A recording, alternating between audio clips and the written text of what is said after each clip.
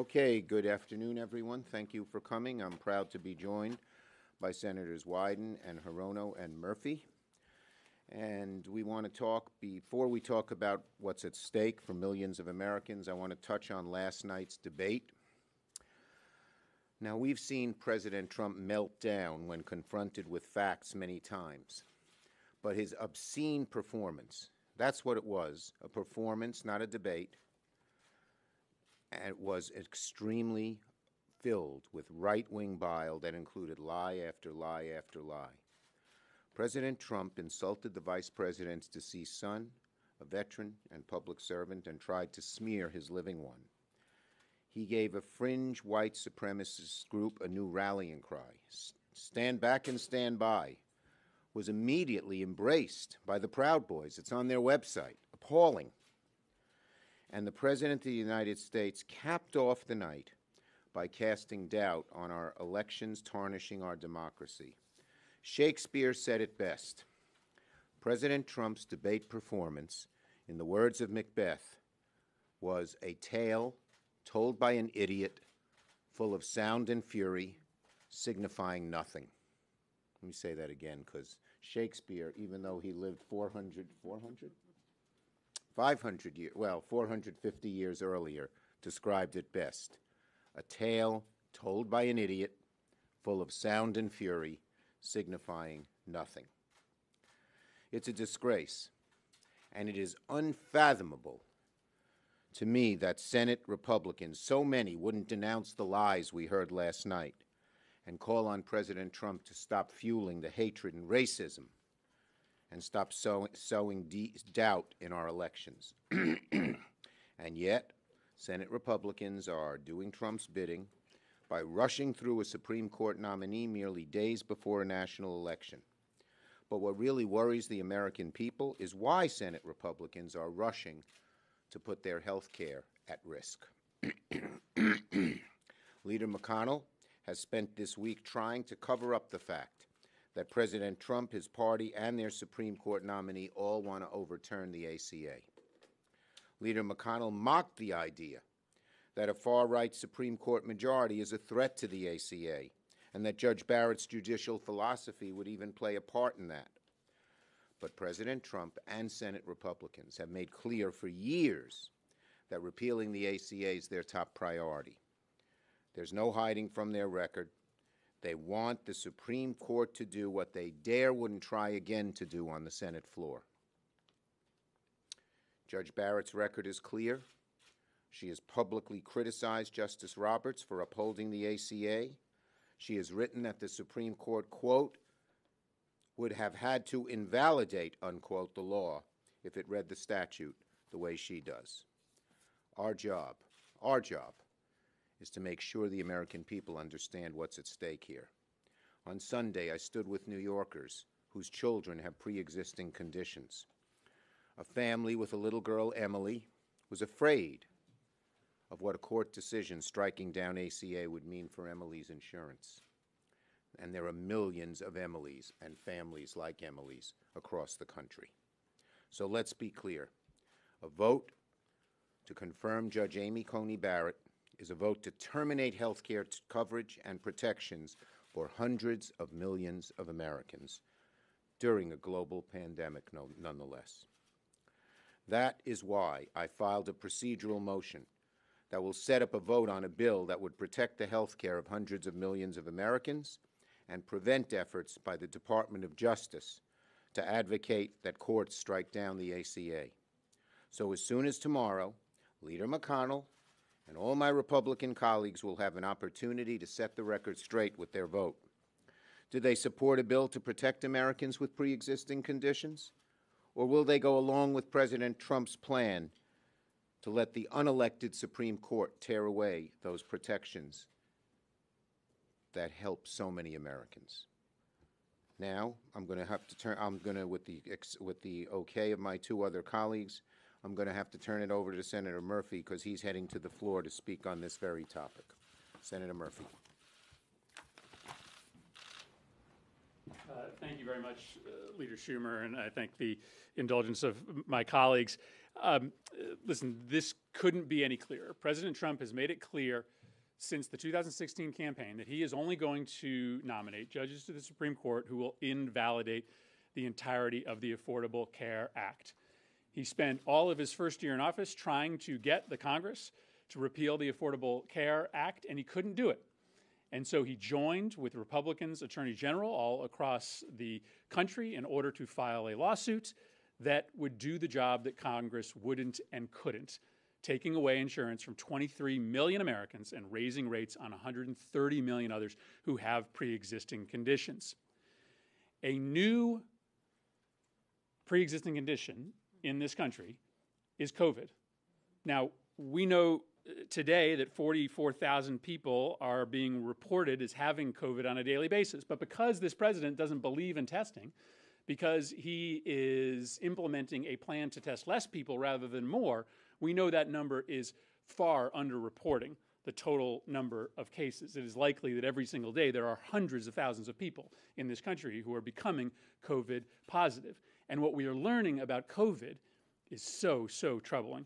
Dr. Fauci told the Senate Health Committee, upon which I sit last week, that scientists are finding that individuals who have recovered from the infection now have fatigue, muscle pain, fever, problems with their neurological system, cognitive abnormalities, such as the inability to concentrate. He also noted a study that found that 60 to 70% of COVID-positive people, including those who are asymptomatic, have indications of inflammatory disease of the heart. What does this all mean? This means that there is no question about it. COVID, whether you are symptomatic or not, is going to be a pre-existing condition. And if insurance companies can discriminate against people with pre-existing conditions, then if you have ever had COVID, whether you knew it or not, you are either not going to be able to get insurance ever again, or you are going to be charged so much that it is unaffordable.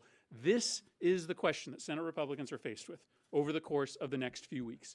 If they vote for Judge Amy Coney Barrett, they are going to assure that everybody in this country with COVID is going to either have insurance unavailable to them in the future or going to be charged so much that they can't ever afford it. COVID is a pre-existing condition.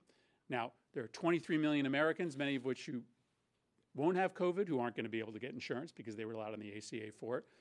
All sorts of other diseases and viruses and diagnoses will now be available for higher rates to the insurance companies. But I wanted to spend my time talking about this very specific issue. If COVID becomes a pre-existing condition, you can't get insurance. That means you can't get access to paying for the treatments. You might have limited access to vaccines and therapies. It becomes a humanitarian catastrophe. Those are the stakes in front of us over the course of the next several days and weeks, especially for people who have had the COVID-19 diagnosis. Thank you, Senator Murphy. Senator Wyden. Thank you, Mr. Leader, and good to be with our colleagues. Just a quick comment about last night. Donald Trump's claim last night that he had lowered prescription drug prices for Americans is, in my view, deserving of unlimited numbers of Pinocchios. For example, he claimed last night that he had implemented a strategy to get tough with the fact that all the breaks seemed to go to foreign countries. The Finance Committee found that for the same drug, foreigners were paying a lot less than Americans. So Donald Trump said last night that he had implemented a most favored nations policy that would radically lower prices. And this morning, health experts said that was just untrue, just factually untrue. So I appreciate the leader scheduling this to give us a chance to zero in on health care questions, and I want to pick up on my colleague's point about the Affordable Care Act. The fact is, if Donald Trump wins in this case, millions of senior citizens are going to pay a lot more for health care that is a lot worse. And let me give you some examples. First, Americans who are 55 or 60 and count on private insurance for their health care are going to be in for a nightmare. And here, for example, we might be talking about an elderly widow. And that elderly widow is already walking on an economic tightrope, balancing the food bill against the fuel bill and the fuel bill against the rent bill. And as Senator Murphy said, we're already concerned about the prospect of that person being at high risk for COVID and the consequences that they would be facing. So this idea of an age tax where you basically get hammered just because you're 55 is something that we Senate Democrats disagree with significantly. Second, I mentioned the prescription drug issue. There's a problem for seniors specifically. If Trump wins in court, seniors are going to face a reopening of what's called the donut hole, which is a really Byzantine deal, but from sea to shining sea, what it means for seniors. And this goes back to my days with the Gray Panthers. They're going to pay a lot more for their medicine, period, full stop. Finally, we need to talk for just a moment about Medicare, which I know is going to keep coming up in the days ahead.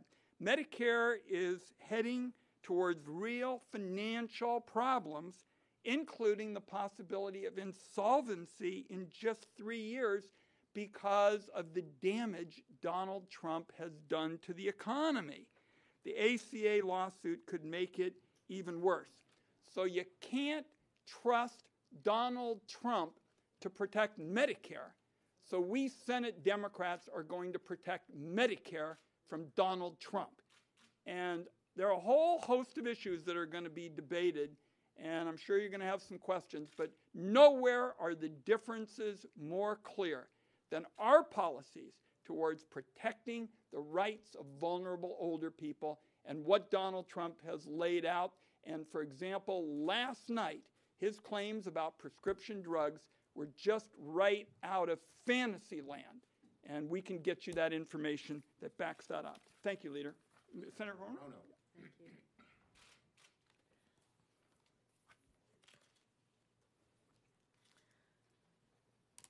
Well, the clear and present danger of this nominee to the Supreme Court is truly the elimination of the Affordable Care Act. And you've already heard from my colleagues what that would mean. And that's what we need to do, to convey to the American people that their health care is at risk with this nominee. And there are so many groups that will be particularly at risk, of course, the seniors, but another group that is at risk would be our minority communities. And I know you've covered stories of minority communities and the fact that so many of them are in the essential worker category. A lot of them live in multi-generational households. They are much more likely to have pre-existing conditions. So this is a vulnerable group of people. And what's really more than appalling is so many of us have been calling on President Trump to use the Defense Production Act to have PPEs manufactured, to have ventilators. But do you know what he uses the Defense Production Act to force a group of people back to work? These are all the people working in our meat packing plants. Many of them, most of them, are minority people. And for me in Hawaii, I'm particularly aware that COFA citizens are very much working in these meatpacking plants, and over 42,000 of all the people working in meatpacking plants. Have you ever been to a meatpacking plant? Is that a place that would be conducive to our health?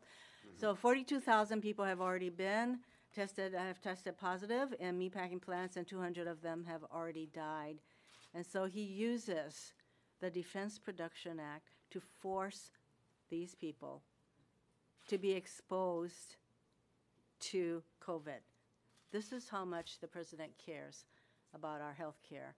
And yes, you know what? The 100 million people in our country who have pre-existing conditions, and I bet you, most of the people here have pre-existing conditions. I certainly do. Add to that the 7 million who have tested positive, with many more out there who will test positive for COVID. Add them to the list of people with pre-existing conditions.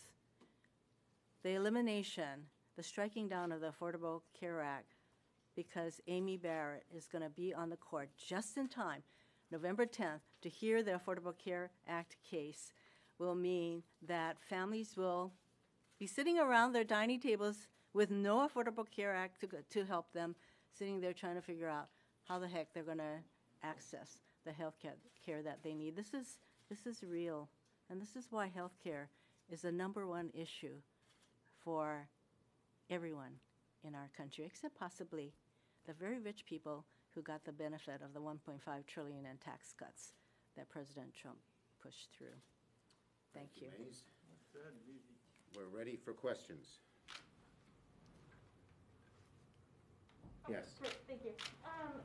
Senate Republicans, specifically a majority of the women in their conference, came out today to celebrate the Barrett nomination, specifically as her status as a mom with school-age children, trying to frame that as a new dimension for feminism. What is your response to that particular angle from Republicans on the nomination? Look at her record.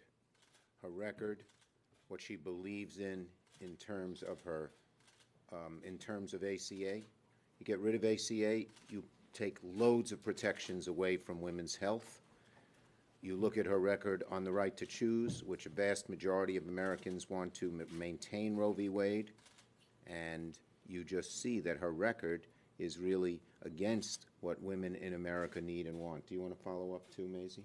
It's very clear what her position is on the Affordable Care Act. That is why she's being pushed in time to be sitting in the court November 10th. This is not a coincidence. Getting rid of the ACA is the #1 priority for President Trump and also for the Republicans. So that is what's going to happen. Why don't we just recognize what is going on?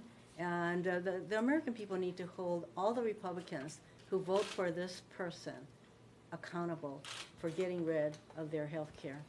Yes. Senator Schumer, government funding expires tonight at midnight. The Senate hasn't passed the CR yet. When is that going to happen? And are you aware of a reason that hasn't happened yet? I think it will happen in the next few hours. The House sent us over their bill, and cloture was last night. Motion to proceed was before that, and so we'll vote on it today with enough time to make sure that the government stays open. Yes. Senator, I have a question for you about climate change. Sure. As you know, former Vice President Joe Biden has the most ambitious climate change plan ever put forward by a presidential candidate, $2 trillion in spending. Senate Democrats have put forth also a very ambitious plan that includes explicitly passing some kind of carbon price. House Democrats have also put a very ambitious plan forward. Even if Democrats gain the White House and the Senate, you won't have a filibuster-proof majority. Of all of these sweeping, ambitious proposals, how does any of this actually get through? And what could actually get through the Senate? And I have a follow-up for all three of you, which is, can each of you tell me where you stand on the possibility of eliminating the filibuster if you gain the majority? Well, to answer the second question first, as I've said before, we first have to elect a majority. If we don't elect a majority, we won't even be discussing it. But if we do elect a majority, we'll all get together and everything will be on the table. Nothing will be off the table. On climate, the bottom line is we are looking already at ways we can get comprehensive climate legislation done, and there are a variety of different ways, and we're exploring all of them. It is one of our highest priorities, and we are going to get something very strong and bold done. And are you talking now with the Biden campaign about what a Senate strategy would look like for that? We are talking with lots of different people. Okay, and the other two senators, if you could say where you are on ending the filibuster. My position is the same as the leader's position on filibuster. You know, there was a time when I did not support a filibuster change because the filibuster is supposed to protect the voice of the minorities. We're in the minority. I don't think our voices are being protected. So I'm open to that discussion, but it won't happen unless the Democrats take back the Senate. Right. And we're making it very clear. There are a whole host of issues that you're going to have to deal with next year. We're talking about a threat right now. I just went through, for example, the fables Donald Trump is telling about lowering prescription drug prices. He claimed last night that prices are going to be going down 80 to 90% under his leadership. There are no senior citizens I've met the last few weeks in Oregon who say, oh my goodness, Ron, I'm so glad my prescription drug prices are going down. So we are dealing with a threat right now to the most vulnerable Americans. I will just tell you, you asked about the vice president. We on the Finance Committee have been talking nonstop for years about this tale of two tax codes, one set of breaks for the people at the top, another for a firefighter.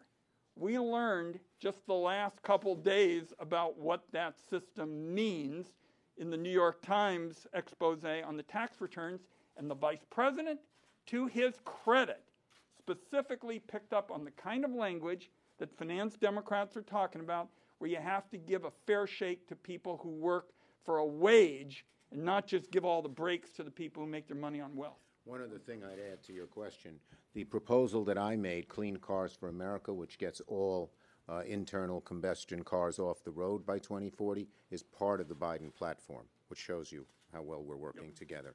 Yes? The Commission on Presidential Debates has come out and said that they're considering changes to the format of the next two debates. I'm just wondering, for all of you, if there's anything specific that you'd like to see changed in the next two debates. Well, I'd say two things. I'd say three things. First, unless he's trying to lose, I don't think Donald Trump should want to debate Joe Biden again. Second, I would say maybe we should give the moderator a mute button, given how President Trump just interrupts at will. And the bottom line is Donald Trump doesn't follow the rules. The commission's got to get a lot tougher when debate participants don't follow the rules. Okay? I think we're done. I have another one, thank you. Unrelated to this, but there are a number of Democrat senators that have said that they're not going to meet with Judge Barrett. I believe, Senator Schumer, you've also said that. Do you think that you are, in doing that, even in protest, missing an opportunity potentially to vet her on information that may be valuable to the public? Look, we know her views. She's totally opposed to the ACA. She's totally opposed to Roe v. Wade on so many other issues. She said she's following Scalia's philosophy. I think that she is so far away from where America should be that no discussion will change any of that. I said on the Judiciary Committee, I am one of the members who will not be meeting with her. And I have said that when the president accords the American people the courtesy of not lying to us every single day, including during a debate last night, I will extend the courtesy to meet with his nominee for a lifetime appointment, who will start by taking away our health care and then moving on to eliminating a woman's right to choose. Thanks, everybody. Yes, I'll be attending the hearing. Thank you. I plan to ask her specifically about her, there's been reports of her connection to a faith group called People's Prayer. Yeah, her faith is irrelevant, but what's relevant is what the real issue is, whether her closely held views can be separated from her ability to make objective, fair decisions with her lifetime appointment. So you don't think that group should come up at all during the hearings, or maybe not? It comes up, if at all, in the context of her closely held views. Thank you, Senator.